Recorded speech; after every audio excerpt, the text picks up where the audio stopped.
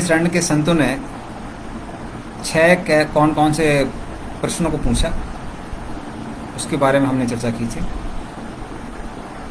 आज हम दूसरे अध्याय में जाएंगे, तो उसके पहले हम लोग प्रार्थना करते हैं। हरे कृष्ण। ओम अज्ञानतिमिरन्धस्य ज्ञानाञ्जनाशलाकया चक्षुरुन्मिलितं येन तस्मै श्रीगुरुवे नमः।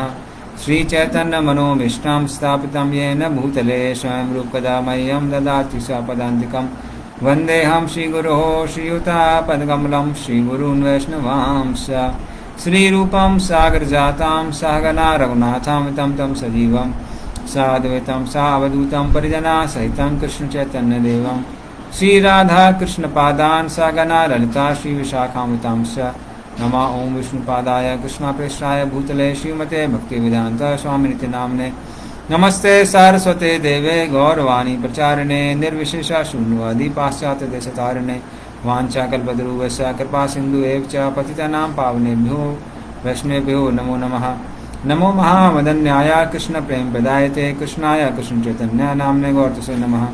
हे कृष्णा करुणा सिंधु दीनबंधु जगत्पते गोप्सा गोपिकान्त राधाकान्त नमोस्तुते। तप्तकाञ्चन गौरांगी श्री राधे वृंदावनेश्वरी वृषभानुसुते देवी प्रणमामि हरिप्रिये।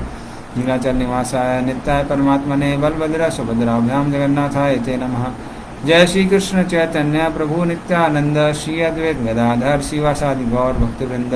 हरे कृष्णा कृष्णा कृष्णा हरे हरे हरे राम राम राम हरे हरे। हरे कृष्ण।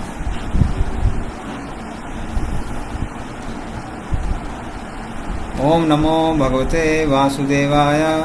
ओम नमो भगवते वासुदेवाय। ओम नमो भगवते वासुदेवाय।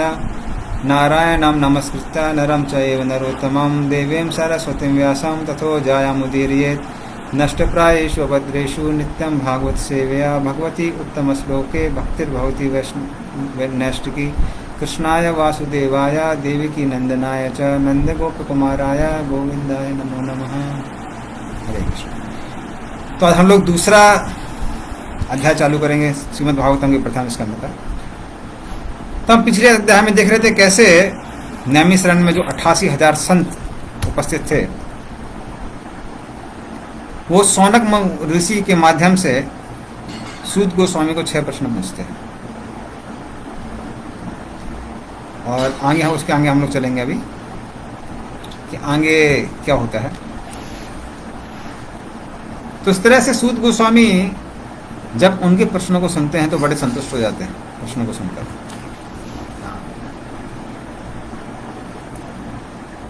तो फिर वो क्या करते हैं,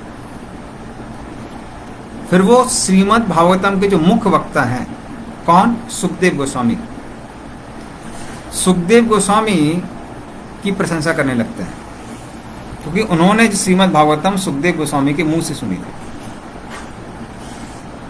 तो जब सुखदेव गोस्वामी परीक्षित महाराज को भागवतम कह रहे थे, वहां पर सूत गोस्वामी भी उपस्थित थे और वो श्रीमद् भागवतम सुखदेव गोस्वामी की मुखारविंद से सुनते हैं। इसीलिए वो अभी क्या करने वाले हैं, वो सुखदेव गोस्वामी उनके बारे में बताने वाले हैं कि सुखदेव गोस्वामी के क्या क्या गुण थे। तो कहते हैं कि सुखदेव गोस्वामी सबके हृदय में प्रवेश करने में सक्षम हैं। क्यों सक्षम हैं? क्योंकि उनका सीधे परमात्मा से कनेक्शन है, इसलिए वो सक्षम है।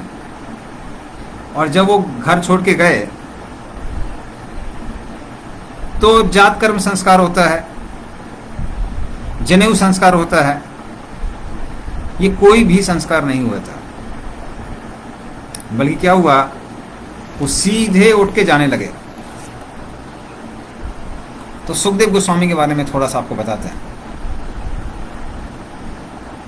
तो जब कृष्ण भगवान इस धरातल से अपनी लीलाओं को समाप्त करके वापस गोलोक वृंदावन गए, तो सारे ब्रजवासियों को अपने साथ में उसी तरह से भगवत धाम लेके गए जैसे भगवान राम सारे अयोध्या वासियों को साकेत धाम वापस लेके गए थे। लेकिन एक भक्त को वो छोड़ गए अपने ब्रजवासियों में से। वैसे बाद में उद्धव जी को भी छोड़ के गए थे, लेकिन व्रजवासियों में से एक भक्त को छोड़ के गए और वो थे सुक। वो राधा रानी के तोते थे, इसलिए उन्होंने राधा कृष्ण की सारी लीलाओं को देखा हुआ था। तो वो कृष्ण भगवान उनसे कहते हैं कि आपको यहीं रहना पड़ेगा। वो सुन के सुखदेव गोस्वामी बहुत निराश हो जाते हैं और निराश होकर वो उनसे प्रार्थना करते हैं। निराश होने के बाद वो भगवान से कहते हैं कि हे भगवान,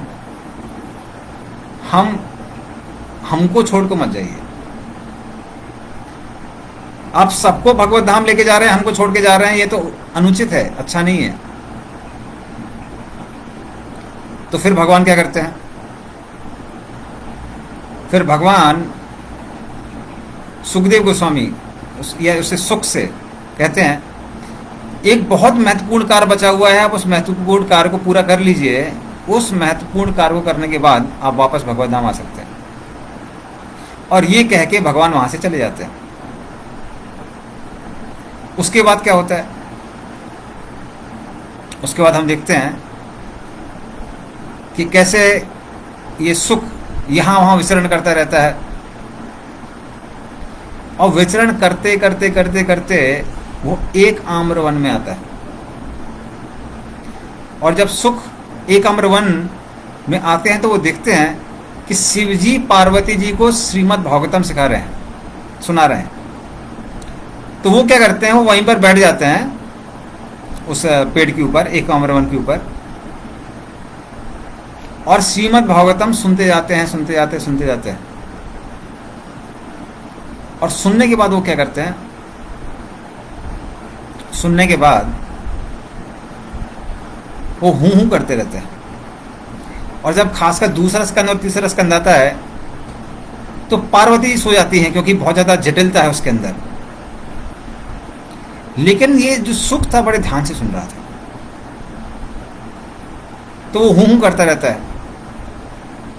और जब पूरे 12 स्कंद पूरे हो जाते हैं तब शिव जी को समझ में आता है कि अरे भाई, पार्वती तो सो रही हैं, लगता है कोई और हूं हूं कर रहा था। और जब वो पेड़ के ऊपर देखते हैं तो देखते हैं अरे वहां तो सुख बैठा हुआ है। बड़े क्रोधित हो जाते हैं, अपने त्रिशूल को उठाकर सुख के पीछे भागते हैं। और सुख भी वहां से जान बचाते हुए भागता भागता भागता भागता बद्रिका आश्रम की ओर जाता है। और उधर पर जो जदली ऋषि की पुत्री थी और व्यासदेव की पत्नी, उनके मुख में प्रवेश करता है। व्यासदेव ये सब देख पा रहे थे। व्यासदेव समझ गए कि क्या हुआ है। फिर व्यासदेव शिव जी के सामने जाते हैं, उनको शांत करते हैं, कहते हैं कि भगवान बताइए तो ये सुख ने गलती क्या की है।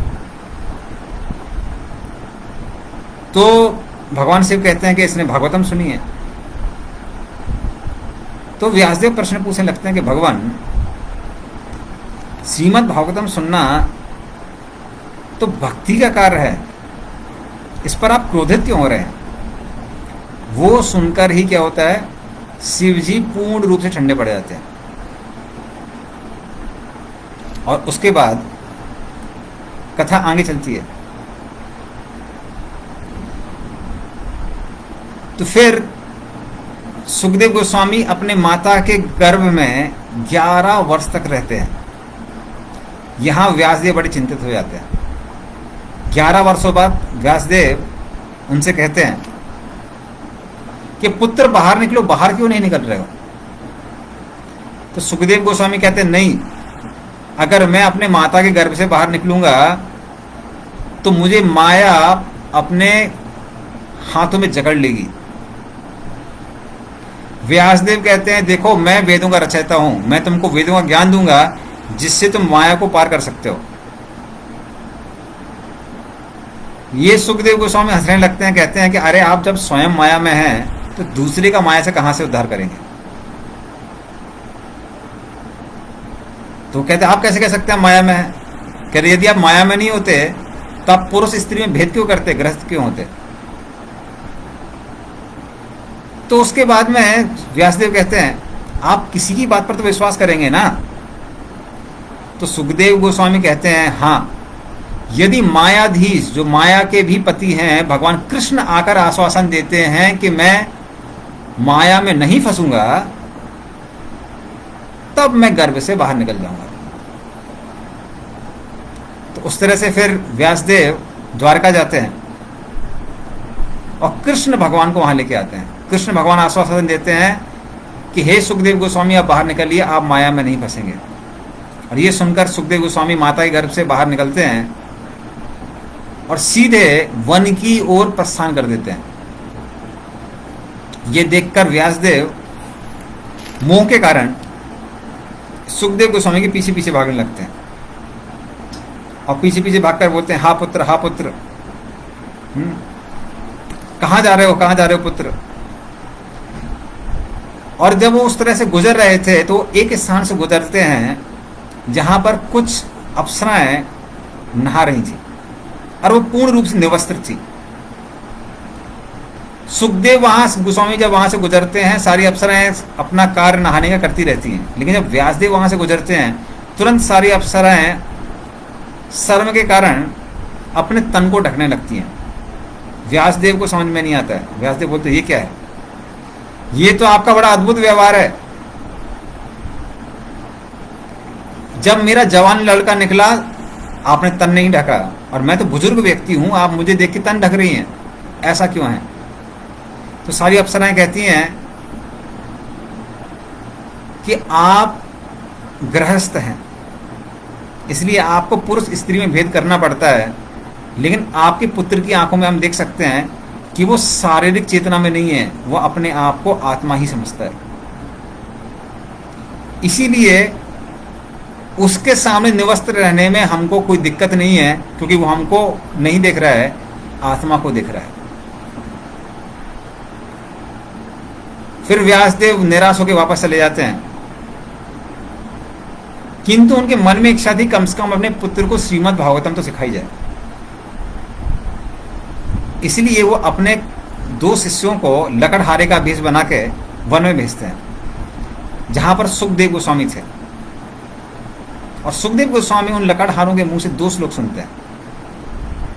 एक श्लोक इस तरह से था, अहो बकीयम स्तनकालकूटम जिघांसया आप्यतपीय साध्वी लेवे गतिम धात्रिमुचिताम ततो अन्यम कम वा दयालुं शरणं व्रजेम। तो श्लोक के अनुसार अहो बकीयम स्तनकालकूटम, ओ बकासुर की बहन बकी, उसने अपने स्तन में कालकूट नामक विष लगाया हुआ था और वो कृष्ण को मारने के लिए आई थी, दूध पिलाने के लिए नहीं आई थी। लेकिन कृष्ण ने पदवी क्या दे दी, अपनी धायमा की पदवी दे दी, धात्री की पदवी दे दी। ऐसा दयालु व्यक्ति कहां मिलेगा। तो जब कृष्ण की दया के बारे में सुनते हैं बहुत आकर्षित हो जाते हैं। और दूसरा श्लोक था, बरहा पीठम नटवर वपु कर्णयो कर्णिकारम विव्रतवासा कनक कपीसम वैजयंतीम च मालाम रंध्रान वेणुरधर सुदया पूर्णयो गोप वृंदे वृंदारण्यम स्वपद रमणम प्राविशद गीत कीर्ति।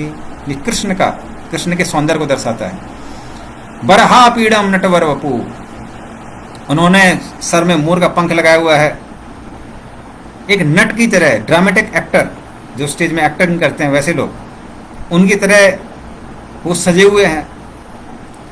कर्णय और कर्णिकारम, कान में उनके कर्णिकार फूल है, कभी कभी उसको कनेर का फूल भी कहते हैं। विव्रत वासा, उनके जो कपड़े हैं वो किसकी तरह है, बिजली की तरह है। विव्रत वासा कनक कपीसम, और क्या पहना है वो है, उन्होंने वैजंती माला पहनी हुई है। और रंध्रान वेणु अधर सुदय पूर्णियों को वृंदे, वो अपनी बांसुरी में अपने ऊंटों का अमृत डालते हैं और बांसुरी के माध्यम से वो अमृत पूरे वृंदावन में फैल जाता है।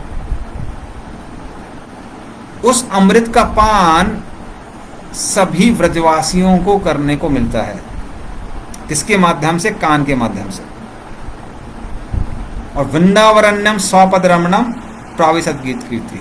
तो इस तरह से वृंदावन में अपने पैरों से ही कृष्ण प्रवेश करते हैं। इसलिए वृंदावन की रज, एक एक रज वैकुंठ की सारी संपत्ति से ज़्यादा बढ़ के है, क्योंकि वैकुंठ में भगवान चप्पल पहनते हैं, खड़ाऊ पहनते हैं, वृंदावन में नंगे पांव जाते हैं। इसलिए वृंदावन का सौभाग्य वैकुंठ के सौभाग्य से भी बढ़कर है, क्योंकि वृंदावन को निरंतर कृष्ण के चरणों को स्पर्श करने का मौका मिलता है, जो कि वैकुंठ को नहीं मिलता। तो इस तरह से जब कृष्ण की सुंदरता के बारे में सुखदेव गोस्वामी सुनते हैं, उनके करुणा के बारे में सुनते हैं, तो पूर्ण रूप से कृष्ण की ओर आकर्षित हो जाते हैं और फिर पूछते हैं इन दो लकड़हारों से कि ये श्लोक आपने कहां से सुने हैं। तो बोले ये तो श्रीमद् भागवतम के श्लोक हैं और ये आपके पिता व्यासदेव ने सुनाए हैं। जब वो लकड़हारे ऐसा सुनते हैं, तुरंत श्रीमद् भागवतम सुनने की, तो लकड़हारे नहीं, सुखदेव गोस्वामी जब ये सुनते हैं, तुरंत श्रीमद् भागवतम सुनने के लिए तैयार हो जाते हैं। तो इस तरह से श्रीमद् भागवतम किसने सुनी? सुखदेव गोस्वामी ने। सुखदेव गोस्वामी ने किसको सुनाई? तो सुखदेव गोस्वामी ने सुनी व्यासदेव से, सुनाई परीक्षित महाराज को। परीक्षित महाराज की उसी सभा में सूत गोस्वामी मौजूद थे, उन्होंने भी सुखदेव गोस्वामी सुनी और उन्होंने सुनाई नैमिषारण्य में सौनक आदि 88,000 संतों को। इस तरह से श्रीमद् भागवतम पीढ़ी दर पीढ़ी नीचे आती है। और फिर वो सुखदेव गोस्वामी की करुणा के बारे में सुनाते हैं। ये भी बड़ा सुंदर श्लोक है। या स्वानुभावम अखिल श्रुति सारमेकम अध्यात्म दीपम अति तीर्थताम तमवंदम संसारिणाम करुणया पुराण गुह्यम तम व्यास सूनुमुपयामि गुरुम मुनीनाम। तो ये श्रीमद् भागवतम सुखदेव गोस्वामी ने सुनाई कैसे? या स्व अनुभवम अखिल श्रुति सारमेकम। तो सारे वेदों को सुनने के बाद, उनका अनुभव करने के बाद, फिर उन्होंने क्या किया? अध्यात्म दीपम अति तीर्थताम तमवंदम। तब उन्होंने श्रीमद् भागवतम सुनाई, जो कि सबके हृदय में आध्यात्मिक दीप प्रज्वलित करता है और हृदय से काम क्रोध लोभ के अंधकार को खत्म कर देती है ये श्रीमद् भागवतम। तो उन्होंने ऐसा कार्य किया। और किसके कारण किया? संसारिणां करुणया पुराण गुह्यम। जितने भी संसार में लोग फंसे हुए हैं, उनकी ऊपर करुणा करके उन्होंने श्रीमद् भागवतम सुनाई। तम व्यासुनम उपयामि गुरु मुनि नाम। तो सारे मुनियों के जो गुरु हैं, व्यास के पुत्र सुखदेव, ऐसे सुखदेव गोस्वामी को मैं प्रणाम करता हूं। क्योंकि जब सुखदेव गोस्वामी श्रीमद् भागवतम सुना रहे थे, व्यासदेव स्वयं वहां पर उपस्थित थे, नारद मुनि उपस्थित थे और बड़े बड़े संत उपस्थित थे। उनके समक्ष सुखदेव गोस्वामी को आग्रह किया जाता है कि आप श्रीमद् भागवतम सुनाइए, क्योंकि सबको मालूम है कि वो राधा रानी के तोते हैं। तो इस तरह से सुखदेव गोस्वामी, और मात्र उन्होंने सुना नहीं है, उसका अनुभव भी किया है। ये बहुत महत्वपूर्ण है। कई बार हम लोग क्या करते हैं, जो सुनते हैं बोल देते हैं, उसमें उतनी शक्ति नहीं होती है जितना अनुभव में शक्ति है। जैसा कि एक बार की बात है कि एक गांव में एक पंडित जी थे, काफी कंजूस थे।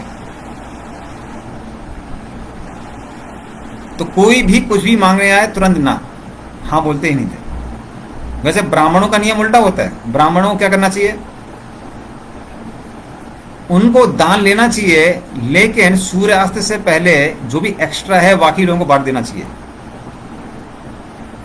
इसीलिए लोग सब कुछ दान किसको दे देते? ब्राह्मण को दे देते हैं, क्योंकि उनको मालूम है, ब्राह्मण को मालूम है किसको आवश्यकता है, वो बाकी लोगों को दान बांट देगा। जितना उसको जरूरत होगा उसको ग्रहण करेगा, बाकी लोगों को बांटेगा, इकट्ठा नहीं करेगा।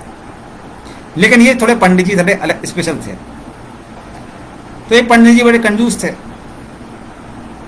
कोई भी कुछ भी मांगने आए ना। तो फिर पंडित जी को कई दिनों के लिए पड़ोस के गांव में जाना था, कुछ अग्निहोत्र इत्यादि कार्य करने के लिए, कुछ यज्ञ करने के लिए। तो अपने बेटे को बोल के गए कि बेटा कोई भी कुछ भी मांगने आए तो बोल देना नहीं है। तो उन्होंने बोला उदाहरण दीजिए। तो उदाहरण उन्होंने दिया कि देखो अगर कोई लालटेन मांगने आए तो बोलना उसको लालटेन टूट गई, फूट गई, खराब हो गई, उस काम की नहीं है। तो समझ में आया ना? बेटा बोला हाँ समझ में आया। तो फिर कोई व्यक्ति आया, उसने पूछा कि भाई बड़ी सर्दी है, पंडित जी को सुना है कल ही बहुत सारे कंबल मिले हैं दक्षिणा में, आपके यहाँ एक कंबल मिलेगा क्या? तो बेटा क्या बोलता है? बेटा ने सुन रखा था पिताजी से, तो बोलता है कंबल टूट गया, फूट गया, किसी काम का नहीं है। तो जो मांगने आया था वो समझ गया कि ये झूठ बोल रहा है, क्योंकि कंबल तो टूटता फूटता नहीं है, कंबल फटता है। तो फिर उसने बोला ठीक है भाई जैसा हो दे दीजिए। अब बेटा क्या करे, दे दिया कंबल। पंडित जी वापस आए, पंडित जी को बेटे ने पूरी कहानी सुनाई। पंडित जी बोली गधा कहीं का, तुमको थोड़ा ही अनुभव नहीं है कि कंबल जब कोई मांगता है तो क्या बोलना चाहिए? तो बोलिए क्या, बताइए क्या बोलना चाहिए? तो बोला कंबल कोई मांगे तो बोलना चाहिए कंबल फट गया, सड़ गया, चूहे ले गए। अभी समझ में आ गया ना? बोले हाँ समझ में आ गया। फिर पंडित जी गए, तो किसी को घर में कार्यक्रम कराना था, तो वो यहाँ पे आया बेटे से पूछने का भाई पंडित जी हैं क्या? बेटे ने फिर दिमाग लगाया, बोले पंडित जी फट गए, सड़ गए, पंडित जी को चूहे ले गए। तब वो कहने लगा भाई ये कैसे पंडित हैं, ये लोग तो सच बोलते ही नहीं है। तो उस तरह से अनुभव होना चाहिए, अनुभव। तो सुखदेव गोस्वामी ने मात्र श्रीमद् भागवतम सुने नहीं थी, उसका अनुभव भी किया था। जो भक्त होते हैं भगवान के, खासकर उच्च कोटि के भक्त, इस्कॉन में बहुत सारे भक्त हैं जो 25 साल, 30 साल, 40 साल, 50 साल से प्रैक्टिस कर रहे हैं, कई लोग भगवत धाम वापस जा चुके हैं। तो ऐसे भक्त वो श्रीमद् भागवतम मात्र सुनते नहीं है, पढ़ते नहीं है, जीते हैं श्रीमद् भागवतम। ऐसे लोगों से सुनने से बहुत ज़्यादा असर पड़ता है, क्योंकि उन्होंने उसको सिर्फ सुना नहीं है, बोला नहीं है, अनुभव भी किया है। तो सुखदेव गोस्वामी ने श्रीमद् भागवतम को अनुभव किया है। तो ये श्रीमद् भागवत सुखदेव गोस्वामी की क्वालिफिकेशन है। और फिर वो क्या करते हैं? नारायणाम नमस्कृत्य नरम चैव नरोत्तमम देवीं सरस्वतीं व्यासम ततो जायम उदीरयेत। वो क्या करते हैं? फिर नारायण ऋषि जो कि बद्रिकाश्रम के मुख्य भगवान हैं, उनको प्रणाम करते हैं। सरस्वती माता को प्रणाम करते हैं, क्योंकि सरस्वती माता ज्ञान की देवी हैं। और श्रील व्यासदेव को प्रणाम करते हैं, जिन्होंने श्रीमद् भागवतम का संकलन किया है। और आगे बोलते हैं, आगे सूत गोस्वामी, सुखदेव सौनक आदि ऋषि, उन्होंने जो जो प्रश्न पूछे हुए थे उनकी प्रशंसा करते हैं। तो वो इस तरह से कहते हैं, मुनया साधु पृष्टो हम भवद्भिर्लोक मंगलम यत्कृता कृष्ण संप्रश्नो ये नात्मा सुप्रसिद्धति। तो मुनया साधु पृष्टो हम भवद्भिर्लोक मंगलम। हे मुनि लोग, आपने जो प्रश्न पूछा है वो बहुत अच्छा है, साधु बहुत अच्छा है। भवद्भिर्लोक मंगलम, ये पूरे संसार के मंगल के लिए है। क्यों? यत् कृता कृष्ण संप्रश्नो ये आत्मा संप्रसिद्धति। क्योंकि कृष्ण से संबंधित अगर कोई प्रश्न भी पूछा जाता है, उस प्रश्न से भी बहुत ज्यादा आत्मसंतोष प्राप्त होता है। उत्तर तो दूर की बात है। तो कृष्ण से संबंधित जो प्रश्न पूछता है, जो उत्तर सुनता है, जो उत्तर देता है, और जो प्रश्न उत्तर सबको सुनता है, हर कोई कैसा हो जाता है? संतुष्ट हो जाता है। इसलिए कृष्ण से संबंधित अगर प्रश्न पूछे जाएं, उत्तर दिए जाएं, ये सभी के लिए कल्याणकारी होते हैं। तो ये वो समझाते हैं। और फिर सूत गोस्वामी सौनक आदि ऋषि के प्रथम और द्वितीय दो प्रश्नों के उत्तर देते हैं। तो पहले दो प्रश्न, तो जैसे हम फिर से जाते हैं, पहला प्रश्न क्या था कि सबके लिए कौन सी चीज अच्छी है और हमेशा के लिए अच्छी है? उसका उत्तर वो देते हैं, सवै पुंसाम परो धर्मो यथो भक्तिर अधोक्षजे अहेतुकी अप्रतिहता ये आत्मा सुप्रसिद्धति। तो वो कहते हैं सवै पुंसाम परो धर्मो, धर्म बहुत सारे हैं, लेकिन सबसे ऊंचा धर्म कौन सा है? यथो भक्तिर अधोक्षजे, उन भगवान की भक्ति करना जिनको हम साधारण आंख से देख नहीं सकते हैं, साधारणता कान से सुन नहीं सकते हैं, उन भगवान अधोक्षज की भक्ति करना। वो भक्ति कैसी होनी चाहिए? अहेतुकी अप्रतिहता। अहेतुकी का मतलब किसी कारण से हम भगवान के पास नहीं जा रहे हैं।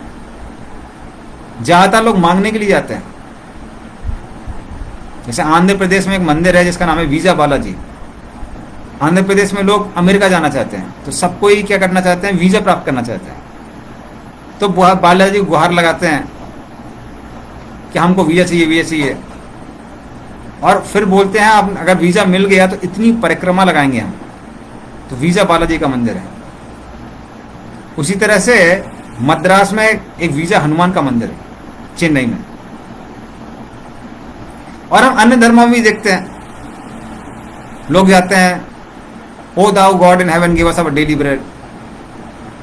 ब्रेड के लिए क्रिश्चियन लोग प्रार्थना करते हैं भगवान को, या मुसलमान भी जाते हैं, दुआ मांगते हैं, ये मिल जाए वो मिल जाए। तो ये नहीं, ये सब हेतु है। भक्ति कैसी होनी चाहिए? अहेतुकी, किसी चीज के लिए नहीं, मात्र कृष्ण से संबंध बनाने के लिए, भगवान से संबंध बनाने के लिए होनी चाहिए। और दूसरी अप्रतिहता। अप्रतिहता मतलब डेली होनी चाहिए। ऐसा नहीं है कि सिर्फ जन्माष्टमी के दिन ही कृष्ण के लिए आपकी भक्ति जागृत हो रही है और जब दुर्गा पूजा हो जाता है तो दुर्गा जी के लिए भक्ति जागृत हो जाती है। ऐसा नहीं, डेली कृष्ण के लिए भक्ति करनी चाहिए। अप्रतिहता।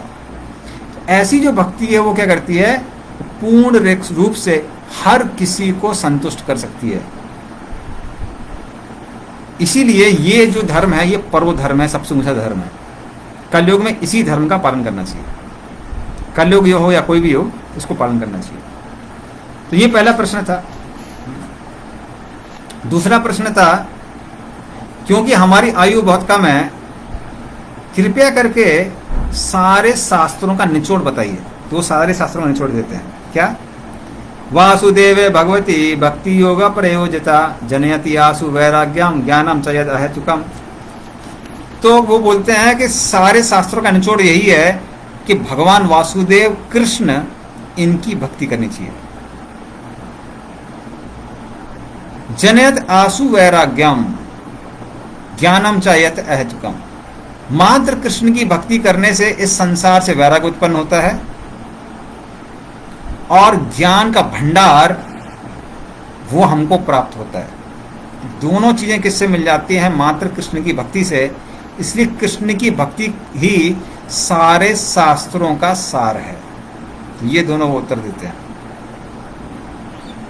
और फिर वो भक्ति की प्रशंसा करना चालू करते हैं। तो वो बताते हैं, धर्मा स्वनुष्ठिता पुंसाम विश्वक्सेनु कथा सुया न उत्पाद्यति रतिम श्रम एवि केवलम।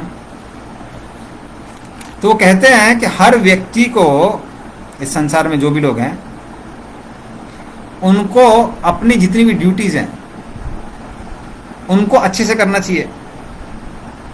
लेकिन वो सारी जो जिम्मेदारियां हैं तब तक महत्वपूर्ण हैं जब तक वो हमारे हृदय में भगवान के बारे में सुनने की रुचि उत्पन्न करते हैं। अर्थात जो हम कर रहे हैं उससे अगर भगवान के बारे में सुनने में रुचि उत्पन्न नहीं हो रही है, कृष्ण कथा में रुचि उत्पन्न नहीं हो रही है, तो वो क्या है? श्रम एवि केवलम, वो मात्र साधारण श्रम की तरह है। इसीलिए भक्ति में, प्रगति में कोई भी चीज मदद कर रही है वो महत्वपूर्ण है, अन्य चीजें उतनी महत्वपूर्ण नहीं है। तो इसलिए जो भी कार्य करना चाहिए वो इस तरह से करना चाहिए ताकि वो भक्ति में मदद करे। जैसे हमारे जो गृहस्थ भक्त हैं वो कमाते किस लिए है? ताकि हम लोग अपने शरीर का पोषण कर सकते हैं, भगवान की सेवा कर सकते हैं, भगवान की भक्तों की सेवा कर सकते हैं, परिवारजन जो भक्त हैं उनकी सेवा कर सकते हैं। तो जब सबके हृदय में जीवन में शक्ति रहेगी, शक्ति का संचार होगा, तो भगवान की भक्ति अच्छे से कर सकते हैं। तो वो क्या, वो बेकार नहीं है, वो महत्वपूर्ण है।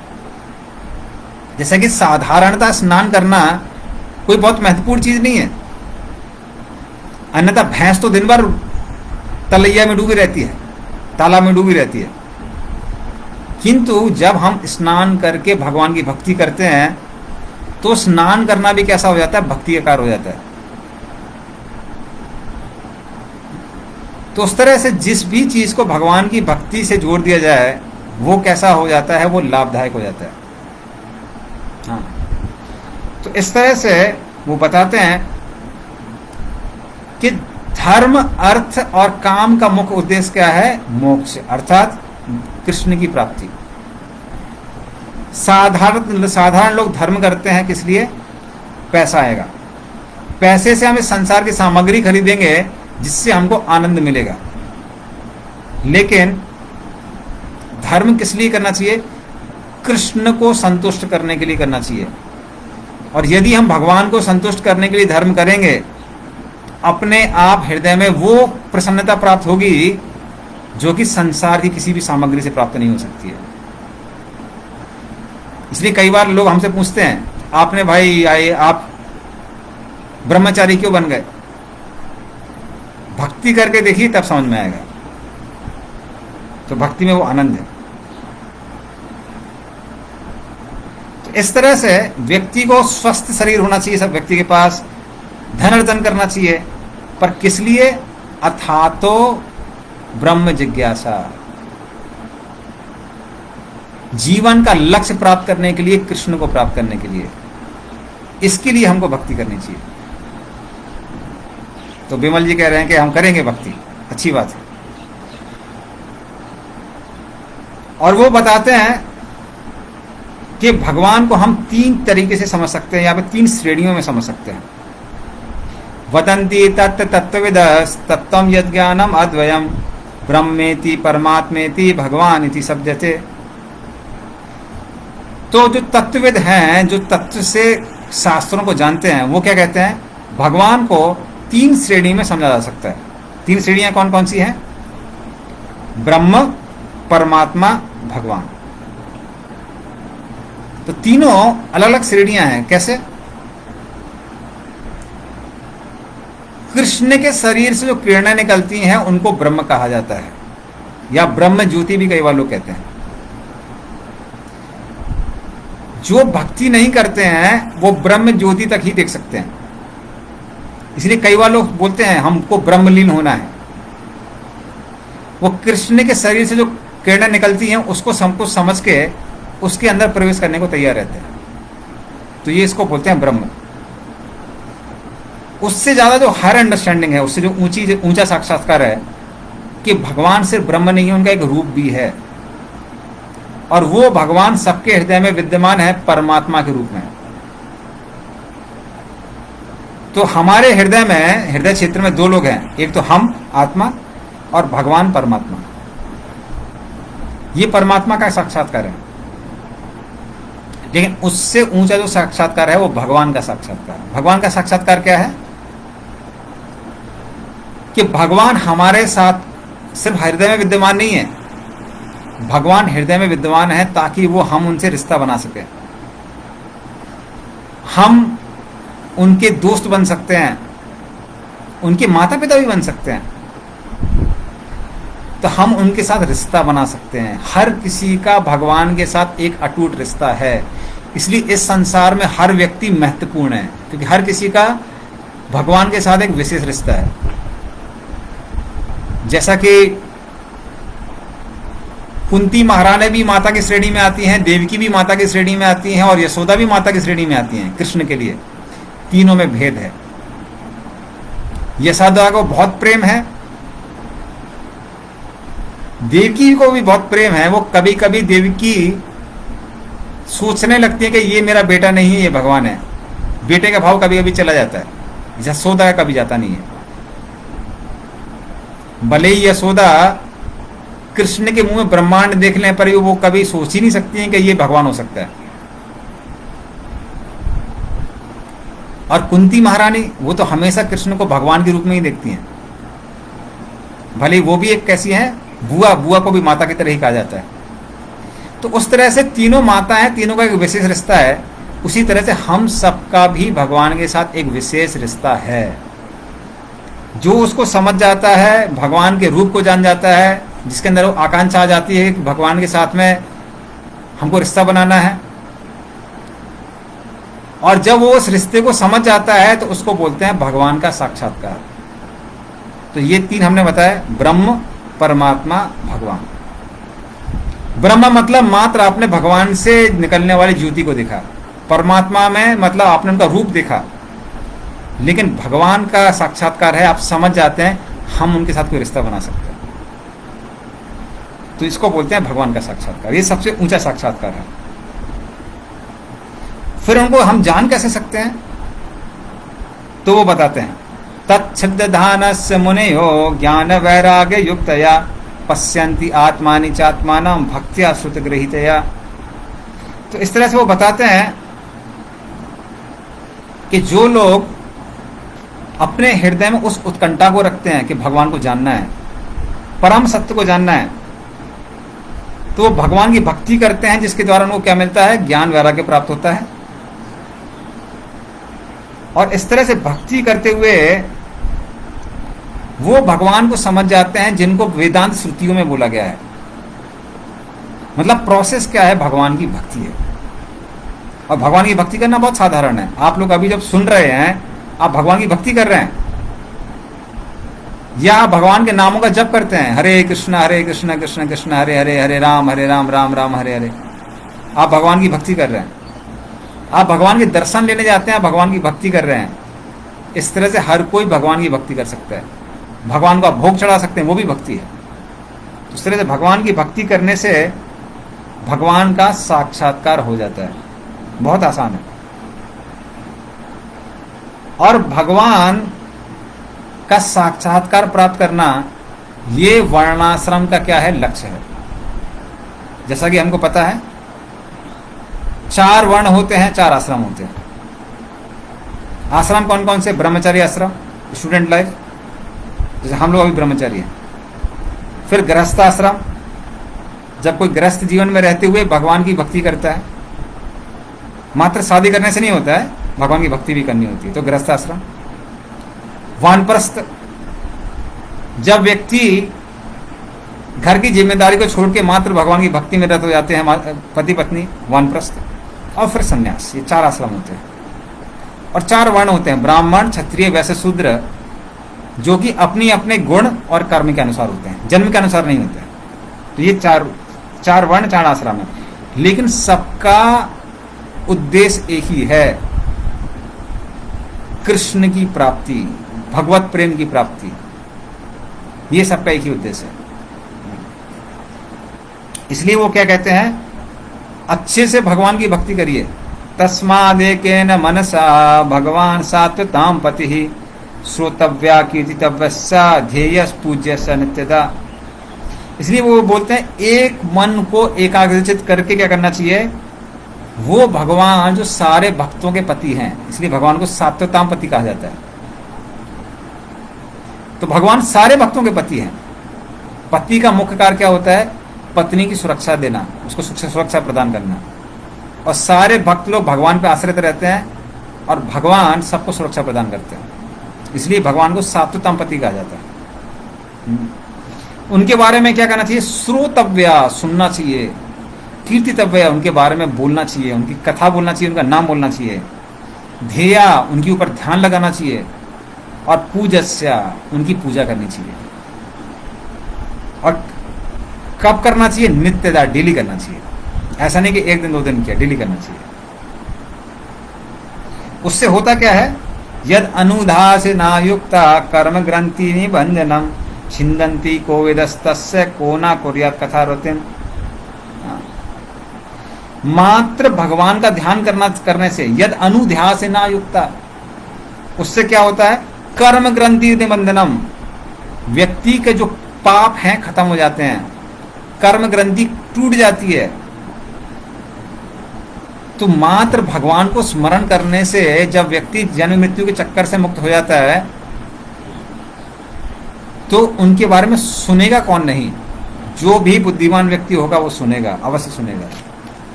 हाँ। इस तरह से भगवान बताते हैं। और मात्र भगवान से श्रद्धा पूर्वक, भगवान के बारे में श्रद्धा पूर्वक सुनने से क्या लाभ होता है वो आगे बताते हैं। शुश्रूषो श्रद्धानस्य वासुदेव कथा रुचि स्यान महत् सेवया विप्रा पुण्य तीर्थ निसेवनाथ। तो श्रद्धा पूर्वक जब व्यक्ति क्या करता है, सुनता है श्रद्धा पूर्वक भगवान के बारे में, किन से सुनता है? जो भगवान के महान भक्त हैं उनसे सुनता है। लेकिन आप देखेंगे बहुत कम लोग हैं जो कि भगवान के बारे में सुनना पसंद करते हैं। जैसे अभी आप देख रहे हैं बहुत लोग नहीं सुनते हैं, फेसबुक में हमारी उसको लाइव कर रहे हैं, बहुत ज्यादा लोग नहीं सुनते उसको। क्यों नहीं सुनते हैं? क्योंकि उन्होंने भगवान के भक्तों की सेवा नहीं की है। जो भगवान के भक्तों की सेवा करता है उसके अंदर भगवान के बारे में सुनने की रुचि उत्पन्न होती है, उससे भगवान के बारे में सुनने में रुचि उत्पन्न होती है। और जब रुचि उत्पन्न होती है व्यक्ति और भी ज्यादा भगवान के भक्तों से सुनने का प्रयास करते हैं, इसको साधु संग कहा जाता है। और सुनना अपने आप में क्या है? भजन क्रिया। जब व्यक्ति भगवान के बारे में सुनता है तो बोलता भी है, और वो बोलने से क्या होता है? श्रवताम स्वकथा कृष्णा पुण्य श्रवण कीर्तना हिदंतस्तो ही अभद्राणी विधनोति सुहृद सताम। जितना हम भगवान के बारे में सुनते हैं उतना हृदय से काम क्रोध लोभ खत्म हो जाते हैं। इसी वजह से जो लोग बुरी बुरी आदतें नहीं छोड़ पाते हैं वो सब छोड़ देते हैं। काम क्रोध लोग खत्म हो गया है ना, नशे करने की आदत और भी जो बुरी आदतें हैं सब छूट जाती हैं। कि मात्र भगवान के बारे में सुनने से हृदय की सफाई हो जाती है। और फिर धीरे धीरे क्या होता है? नष्ट प्रायेषु अभद्रेषु नित्यम भागवत सेवया भगवती उत्तमा श्लोके भक्तिर्भवती नैष्ठिकी।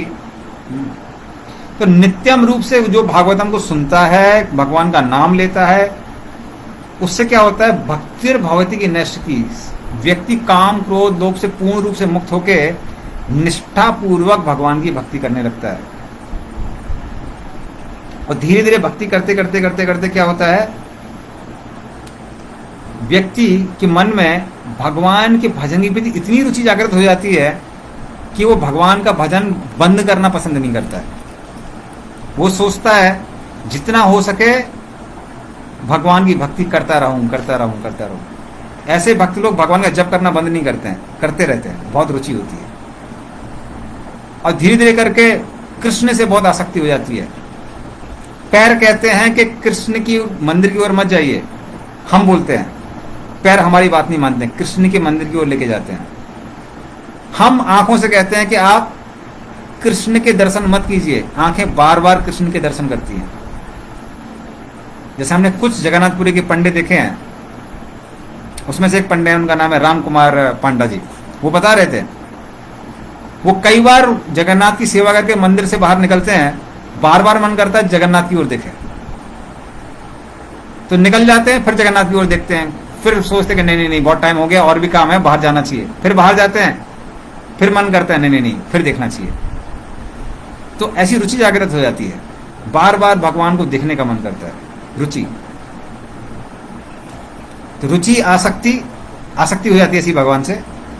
और फिर भगवान के प्रति भाव उत्पन्न होता है, भावनाएं आती हैं, और फिर भगवान से प्रेम हो जाता है। और ये जो भगवान से प्रेम है ये जीवन का लक्ष्य है। ये जिसको प्राप्त हो गया वो संसार में सबसे सुखी व्यक्ति है। इसलिए वृंदावन की जो गोपियां हैं वो सारे शास्त्र बताते हैं वो संसार पूरी सृष्टि के सबसे सुखी है, क्योंकि उनके पास क्या है? कृष्ण के प्रति प्रेम है। तो ये कृष्ण प्रेम जो है वो जीवन का लक्ष्य है। हाँ। तो इस तरह से वो कहते हैं कि भक्ति करनी चाहिए। अतो वे कवयो नित्यम भक्तिम परमाया मुदा वासुदेव भगवती कुर्वन्ति आत्म प्रसादिनी।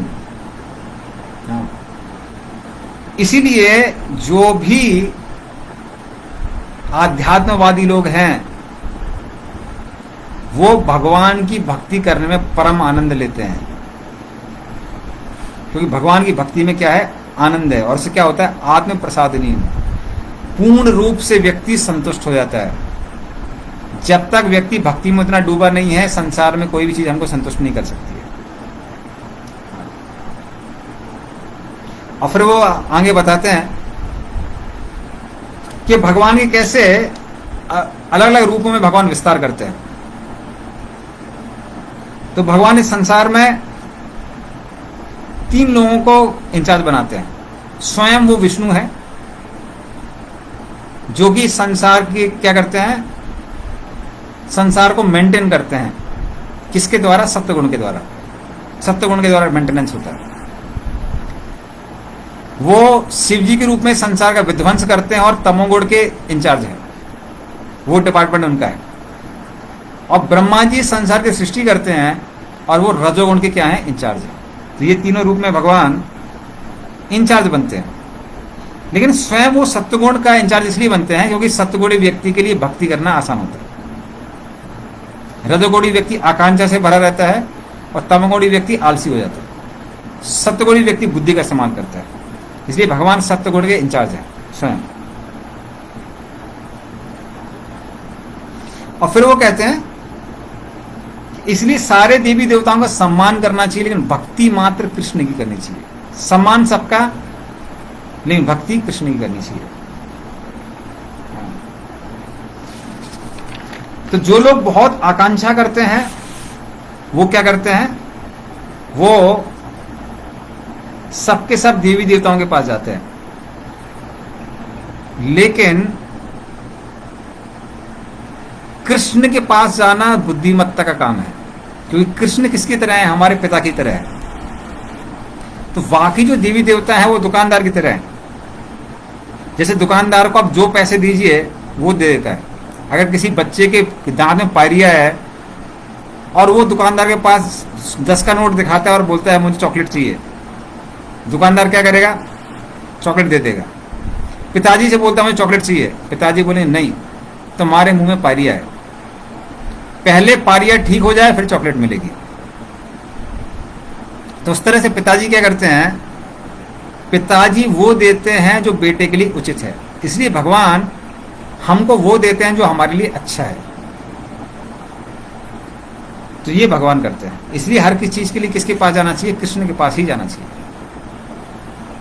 और फिर वो बताते हैं कैसे वासुदेव हर चीज के लक्ष्य हैं वेदों में। बड़ा सुंदर श्लोक है। वासुदेव परा देवा वासुदेव परा मखा वासुदेव परा योगा वासुदेव परा क्रिया वासुदेव परम ज्ञानम वासुदेव परम तपः वासुदेव परो धर्मो वासुदेव परा गति। तो वो कहते हैं वासुदेव परा देवा, सारे वेदों का सार कौन है, वासुदेव कृष्ण। वासुदेव परमखा, सारे यज्ञों के केंद्र कौन है, भगवान कृष्ण। यज्ञ की अग्नि को भगवान की जीभ कहा जाता है और यज्ञ के कुंड को भगवान का मुंह कहा जाता है। इस तरह से यज्ञ का लक्ष्य कौन है, कृष्ण को प्रसन्न करना। वासुदेव परा योगा, सारे जो योग हैं वो किसके लिए बना है, कृष्ण को का साक्षात्कार करने के लिए। वासुदेव परा क्रिया, सारी क्रियाओं से जो भी कर्मकांड है उनका फल देने वाले कौन है, कृष्ण ही है। कृष्ण देवताओं के माध्यम से फल देते हैं। कृष्ण देवताओं को फल देते हैं, देवता हमको फल देते हैं। वासुदेव परम ज्ञानम, वासुदेव का ज्ञान परम ज्ञान है। जैसे हमने बताया ब्रह्म का ज्ञान, ब्रह्म के ज्ञान से ऊपर परमात्मा ज्ञान, परमात्मा ज्ञान से ऊपर भगवान का ज्ञान। वासुदेव परम तपः, सारे तपस्या किसके लिए करनी चाहिए, कृष्ण को प्राप्त करने के लिए। जैसे आज एकादशी में भक्त लोग तपस्या करते हैं, बहुत जप करते हैं, व्रत धारण करते हैं, लेकिन किसको प्राप्त करने के लिए, कृष्ण को प्राप्त करने के लिए। वासुदेव परो धर्मो, कृष्ण की प्रति प्रेम को जागृत करना सबसे बड़ा धर्म है। और वासुदेव परागति ही, कृष्ण को प्राप्त करना जीवन का लक्ष्य है, परम लक्ष्य। तो परम लक्ष्य क्या है, कृष्ण को प्राप्त करना। और फिर वो क्या करते हैं, चौथे नंबर प्रश्न का उत्तर करते देते हुए बोलते हैं कि 3 पुरुष अवतार होते हैं। कर्णोदक्षा विष्णु, गर्भोदक्षा विष्णु, क्षीरोदक्षा विष्णु। तो वो बताते हैं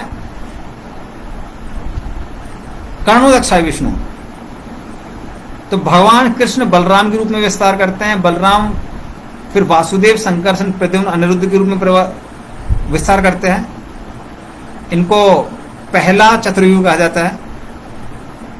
उसके जो बलराम वो है संकर्षण, और दूसरे वासुदेव, संकर्षण, अनिरुद्ध, प्रद्युम्न के रूप में विस्तार करते हैं। बीच में नारायण भी आते हैं। और फिर जो ये दूसरे संकर्षण है वो इस संसार में भौतिक जगत में आते हैं और वो कर्णोदक्षाय विष्णु के रूप में विस्तार करते हैं। उनके शरीर से पसीना निकलता है जिससे पूरा एक सागर बनता है जिसको कारण सागर कहते हैं। वो जब सांस छोड़ते हैं उनके एक एक रोम छिद्र से एक एक ब्रह्मांड निकलता है। उस ब्रह्मांड के अंदर तो जितने उनके रोम छिद्र है उतने ब्रह्मांड है। मतलब कितने ब्रह्मांड है? असंख्य ब्रह्मांड है। फिर ये कर्णोदक्षाय विष्णु एक एक ब्रह्मांड के अंदर गर्भोदक्षाय विष्णु के रूप में जाते हैं और वो भी उनसे शरीर से पसीना निकलता है जिससे आधा ब्रह्मांड भर जाता है, जिसको बोलते हैं गर्भोदक सागर। उनकी नाभि से कमल निकलता है, कमल के ऊपर ब्रह्मा जी आते हैं और फिर ब्रह्मा जी इस कमल की डंडी में, कमल की जो पूरी डंडी है, इसमें सृष्टि का क्या करते हैं? निर्माण करते हैं। और फिर यही गर्भोदक्षाय विष्णु क्षीरोदक्षाय विष्णु के रूप में विस्तार करते हैं, जो कि क्षीर सागर में निवास करते हैं। और यही क्षीरोदक्षाय विष्णु सबके हृदय में परमात्मा रूप में निवास करते हैं। तो ये तीन विष्णु हैं। कौन कौन? गर्भोदक्षाय विष्णु, कर्णोदक्षाय विष्णु, क्षीरोदक्षाय विष्णु, तीन विष्णु। तो इनका ये सब लीला है उनकी। हाँ, तो क्षीरोदक्षाय विष्णु की मदद से सारे जीव इस शरीर को प्राप्त करते हैं और शरीर के द्वारा संसार को भोग करते हैं। तो इस तरह से वो चौथा प्रश्न का उत्तर देते हैं कि किसके बारे में बताइए? पुरुष अवतार के बारे में बताइए। और उसके बाद वो तीसरे प्रश्न का उत्तर देने जा रहे हैं। तीसरा प्रश्न क्या है कि भगवान देवकी और वसुदेव के पुत्र के रूप में क्यों आए? तो क्यों आए वो बताते हैं। वो कहते हैं भगवान इस सृष्टि के रक्षक हैं, सृष्टि के पालक हैं। तो इस सृष्टि में जो भी देवता हैं, मनुष्य हैं, जानवर हैं, कीट पतंगे हैं, सबको भगवान मेंटेन करते हैं। और वो अलग अलग अवतारों के रूप में आते हैं। किसके लिए आते हैं? ताकि जो सत्गुणी लोग हैं वो भगवान के एडवर्टाइजमेंट को देख के उनकी ओर आकर्षित हो जाएंगे, उनकी भक्ति करेंगे और वापस भगवान के धाम जाएंगे। तो जब भगवान इस संसार में लीला करने के लिए आते हैं तो वो क्या करते हैं? एडवर्टाइजमेंट करते हैं। जैसे प्रोडक्ट की एडवर्टाइजमेंट होता है, देखते हैं हीरो ने खरीद लिया उसको तो लोग बोलते हैं हाँ मुझे भी खरीदना है। उसी तरह भगवान इस संसार में आके विभिन्न लीलाएं करते हैं और वो लीलाएं इतनी आकर्षक होती हैं कि जीव के मन में आता है, खासकर जो सत्गुणी लोग हैं, कि हमको भी भगवान के पास जाना है, इन लीलाओं में भाग लेना है। उनसे आकर्षित होके जीव भक्ति करते हैं और भक्ति के फलस्वरूप वो भगवान के धाम वापस जाते हैं। इसीलिए भगवान कृष्ण देवकी और वसुदेव के पुत्र के रूप में संसार में आते हैं। तो ये कारण है। तो हमारा भी यही काम होना चाहिए, हमको भगवान की ओर आकर्षित होना चाहिए। एडवर्टाइजमेंट वो कर ही चुके हैं और फिर भगवान का नाम लेना चाहिए और श्रीमद् भागवतम को सुनना चाहिए और पढ़ना चाहिए। ये नित्य रूप से करिए और उसके बाद सब लोग भगवत धाम जाएंगे, गोलोक वृंदावन वापस जाएंगे। हरे कृष्णा कृष्ण कृष्ण हरे हरे, हरे राम राम राम हरे। तो इन शब्दों के साथ हम यहाँ विराम देते हैं कथा को। गंतरा श्रीमद् भागवतम की जय, शील प्रभुपाद की जय, निताय गौर प्रेमानंदे हरे हरे, शील प्रभुपाद।